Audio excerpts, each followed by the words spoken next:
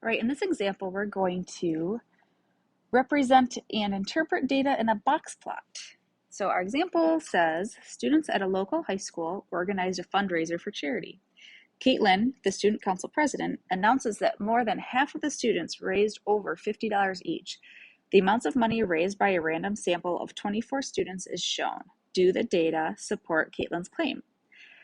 So because Caitlin's claim is about the distribution of values, a box plot will reveal the information needed. So let's just talk about some of the vocab we need for box plots. Box plot shows the distribution of data using a 5-number summary.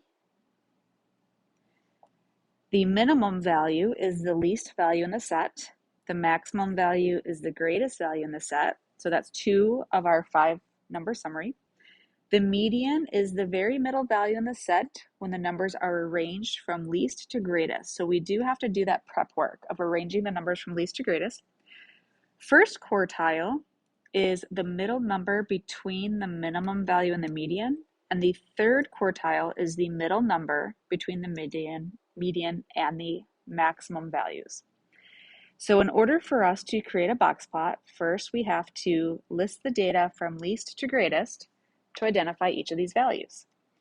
So our smallest number we have in our data set, I'm try to make this a little bigger. Okay, smallest number we have in our data set is 25.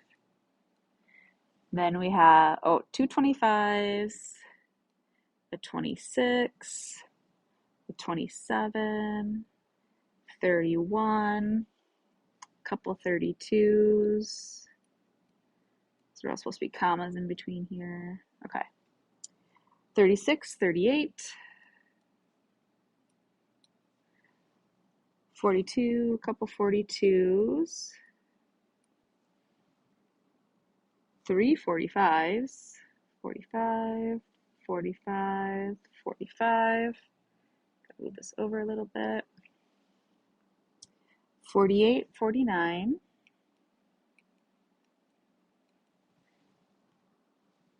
Couple of 50s, 54, 3 54s,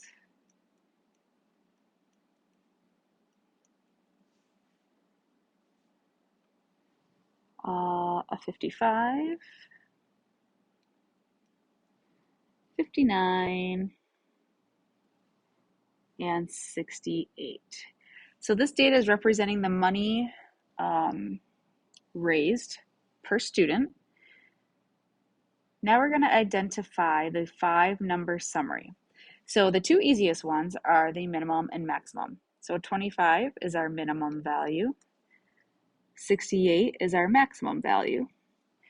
Now to find the median, we are going to count up to find the very middle value. You can kind of go in from either side, 25 and 28 or 68. And even with your fingers, just kind of move your way in till we get to the very median value. Because there's an even number, we're going to have 2 numbers in the very center of this data. The 2 numbers in the very center of the data are this 45 and this 45. So count in, make sure that that's what you're getting as well. So the median is going to be whatever is halfway between a 45 and 45. So that is just a 45. The median has that spot. All right, now to get the quartile 1 and the quartile 2. So we're going to go to the left of the median and find the middle value.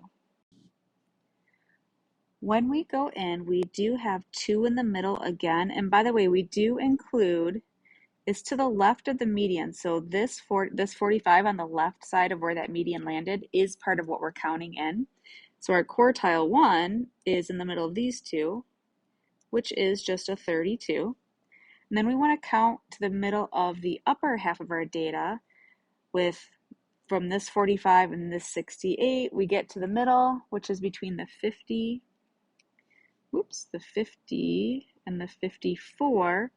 So what's halfway between 50 and 54 is a 53. If we weren't sure, if we added those numbers together, Oh, it's not a 53. Excuse me. It is a 52. If we added those numbers together and divided them by 2, that's another way to get a middle value. So we could get the quartile 3 that way as well. All right, so when we do our box plot, we are going to plot these numbers all kind of in a floating line above our number line. So I'll switch colors. So we need our minimum values at 25. 1, 2, 3, 4. So we're counting by 2. So 25 is going to be right about there. Our quartile 1 is at 32. Our median is at 45. Quartile 3 is at 52. And our maximum value is at 68. So the box of the box plot does not include the minimum and maximum value. It goes from quartile 1 over to quartile 3. And you're going to notice that we have that median floating inside the box. The median gets a line through it as well. And then we draw, some people call these whiskers. The ends go to the median, to the minimum and to the maximum.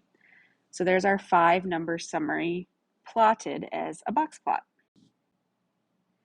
All right, so let's look at what Caitlin's claim was.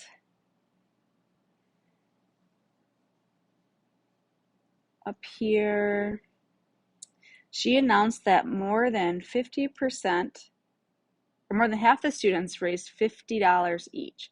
So if we look at the box plot and understand what we're seeing, the median right here is the middle value. So half of the students raised that amount of money, and the other half of the students raised that amount of money. So since the median is $45 and half of the students raised $45 or less, this does not support her claim. We would have needed that median to be at $50 for her claim to be true. So she is a little bit incorrect in the data in the statement that she's making. The data does not support her claim.